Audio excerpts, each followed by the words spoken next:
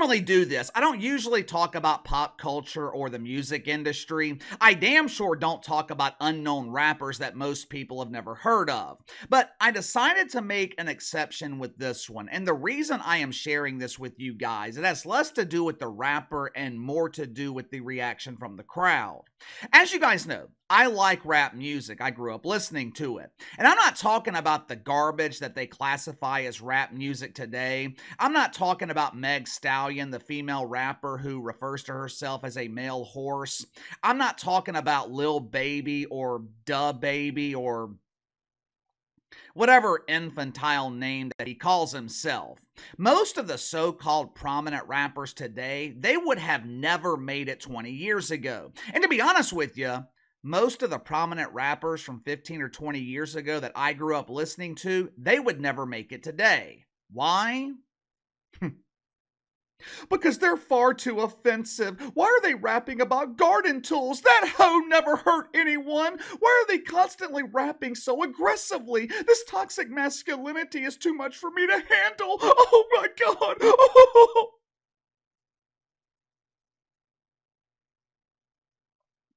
The artists that I grew up listening to, they were overly masculine. The masculinity was dominant in their music. They were braggadocious. They were in your face telling you that they were the greatest. Unfortunately, the rap music of the 80s, 90s, and 2000s, it has been absolutely destroyed by the woke fungus. The genre, it has a long history of being political. Hell, the birth of rap music, it was rooted in the struggle that the people were going through. Groups like NWA, Brand Nubian, Killer Mike, Ice-T, Ice Cube, they were willing to highlight what they perceived as injustices in America. But I don't ever remember, and I could be wrong about this, but I don't ever remember artists from back then openly hating America. They might have been pissed off with America. They damn sure weren't shy about expressing their perceived grievances with the country, but I don't ever remember any of the old school rappers hating their own country. Unfortunately, that no longer seems to be the case, at least with one particular doofus who calls himself a rapper. If you haven't already, make sure to like and subscribe. You can follow me on Twitter at KC_BTL84. The political rappers of the 80s and 90s, they have been replaced with dudes like Tom MacDonald and Ben Haggerty. Now, Tom MacDonald,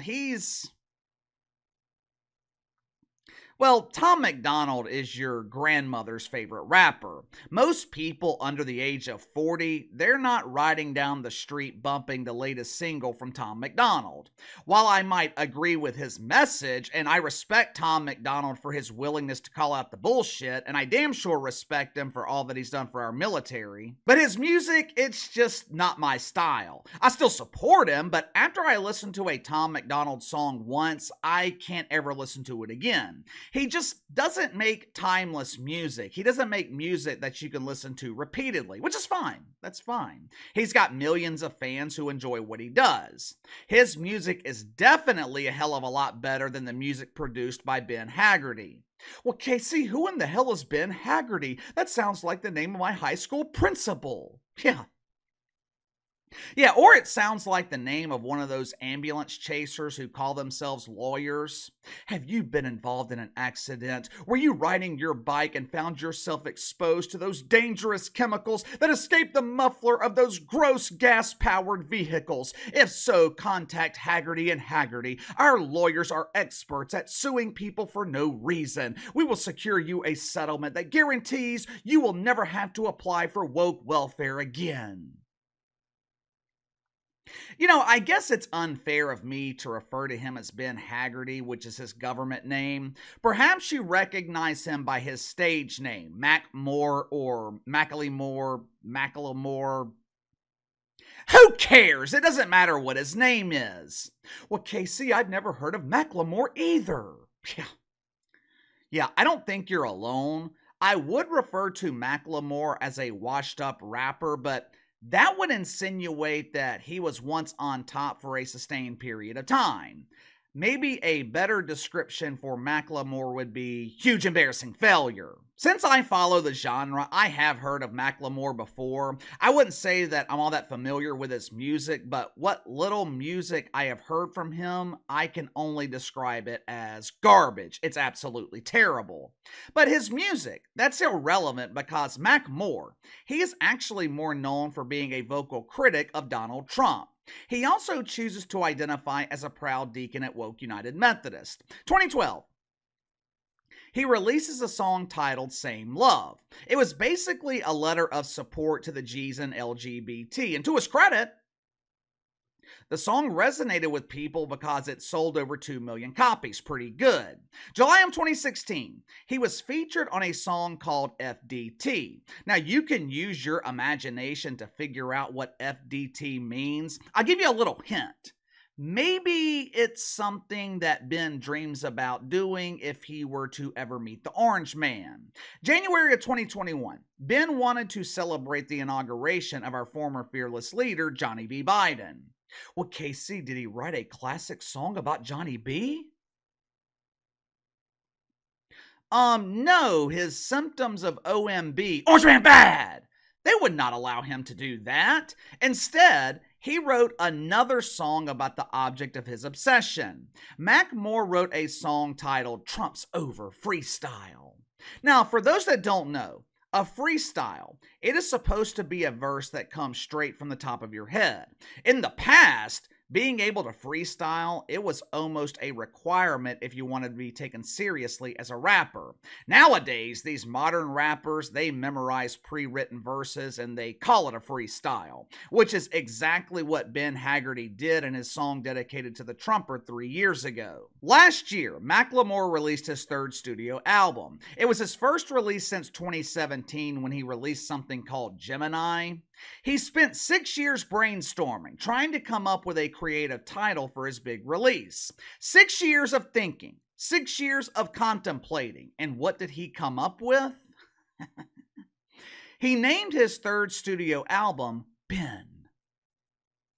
For the past 2 years, Macklemore has been on tour promoting this polished turd. This past weekend, he was performing in Seattle at the Palestine Will Live Forever Festival. Believe it or not, people actually paid to see this doofus perform. I would rather watch a dunk contest in the WNBA than be forced to sit through a Macklemore performance.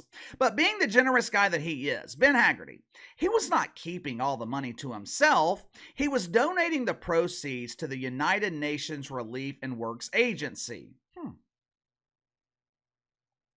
Well, that sounds like a great cause, right?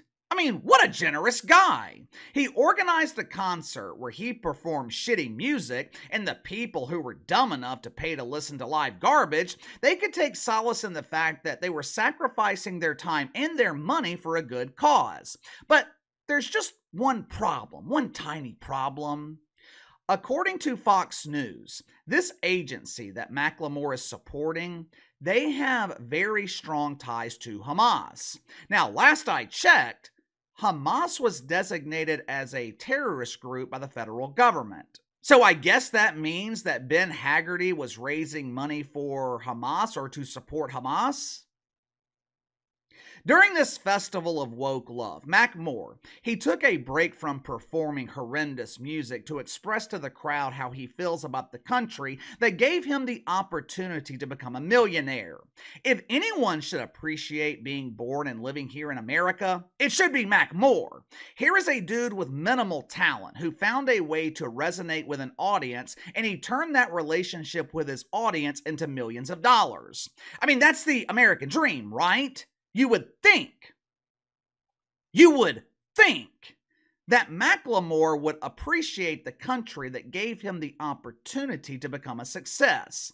Now, if I were a student of the woke Bible, Ben Haggerty, he would be someone that I would describe as taking advantage of his white privilege.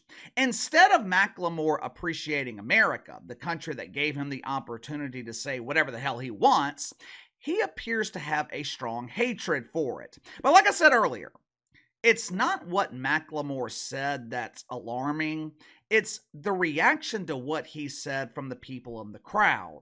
5 or 10 years ago, this would not have happened. 5 or 10 years ago, this would have been met with a chorus of boos. Macklemore would have been booed off stage.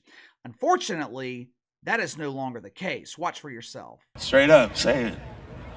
I'm not gonna stop you. I'm not gonna stop you. Yeah, fuck America. Where in the hell was this performance? Was he performing in someone's backyard? I thought this dude was supposed to be a globally recognized artist. Why does it look like he is performing in some deserted forest?